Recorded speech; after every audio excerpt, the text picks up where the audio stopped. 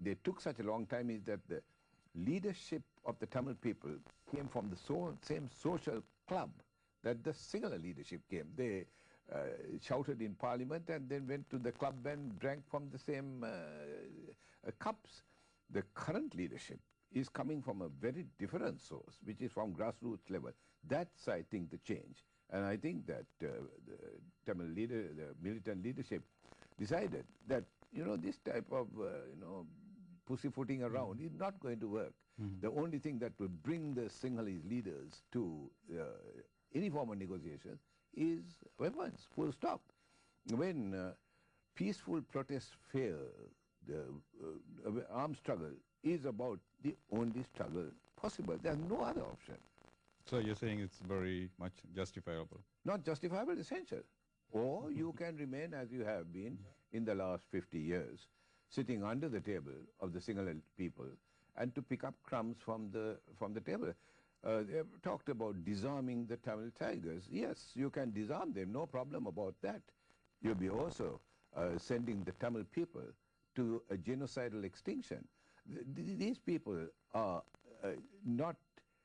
it's not acts of terror that they're committing, they're trying to liberate the Tamil people from Sinhala domination. And the only language that they will understand is a weapon struggle. You're observing the Sri Lankan politics from day one, I would say. That it's you can go back from British colony time. I want to talk about the leaders, the past prime ministers and presidents, right?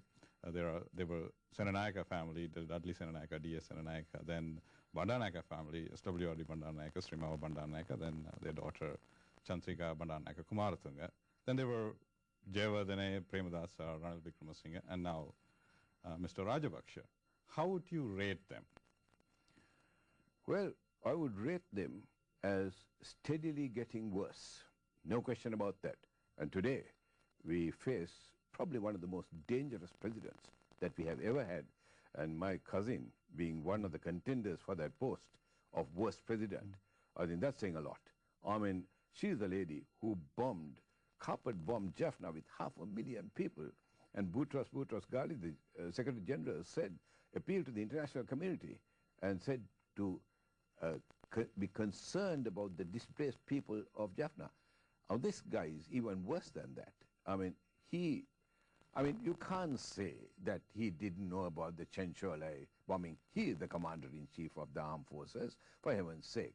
He is the president, and if he didn't know about the Chenchola bombing, then he should resign or sack the whole caboose. Were there any good leader in the past and they missed the bus, missed the chance? Yes, there was, and that is Chandrika Kumaratunga's husband, visionary husband, Vijay Kumaratunga, whom I spent one whole afternoon with. And when I got up, I said, Vijay, it has been a pleasure to have met. And he said, the same with you. And I said, when I come back to Sri Lanka again, that was in 1984, I said, I hope we will have another chat. And he got up and said, yes, it would be delightful to meet you again if I am alive. And he wasn't. What do you think about the Tamil leaders from Serbon Ramanathan, Arunachalam time to now? Is there any good leaders in your mind? Talking of Ponnambalam Ramanathan, this is purely incidental. I picked up a book published on, it's called Ramanathan of Ceylon. And I hope that somebody in the audience with money to spare will reprint this book, because it talks of days in the 1915, in the Sinhala riots, etc., of here the Tamil leader standing up for the Sinhalese. I don't know much more about Ramanathan except to know that he was a tremendous figure in terms of elocution. That has not been the problem. At least it has been the problem with the Tamil leaders, that they have thought that making great speeches in parliament addresses the problem. The main problem has been, and I mean no disrespect to the Tamil leaders, is that they had no touch, they were not in touch with the ground problems. They didn't come from the ground, and the current leadership does. I mean, a lot of the people that we're referring to came from Colombo 7, including my wife. And they have the Colombo 7 mentality. And my wife, after 49 years of marriage, she's only just come to realize that there was a time we have a problem.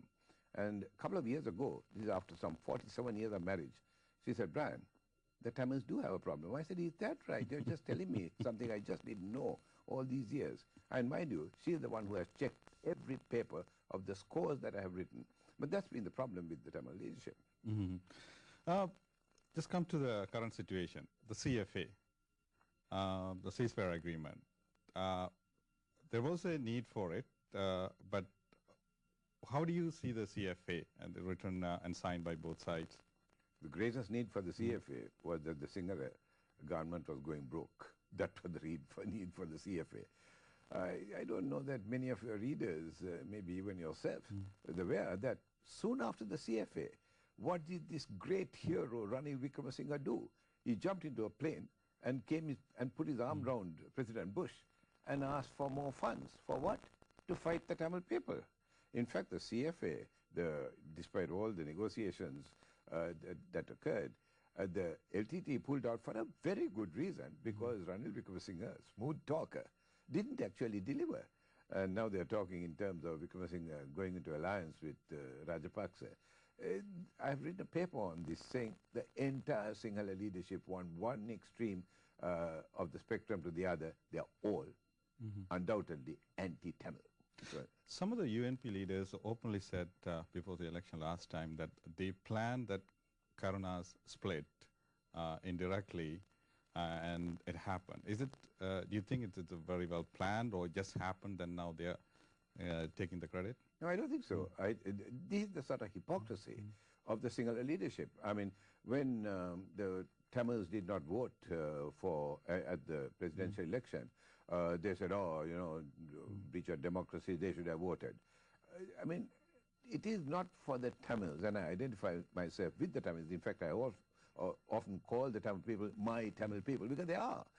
It's not for us on the Tamil side to make, to help the Sinhalese to choose an anti-Tamil leader. That's their business.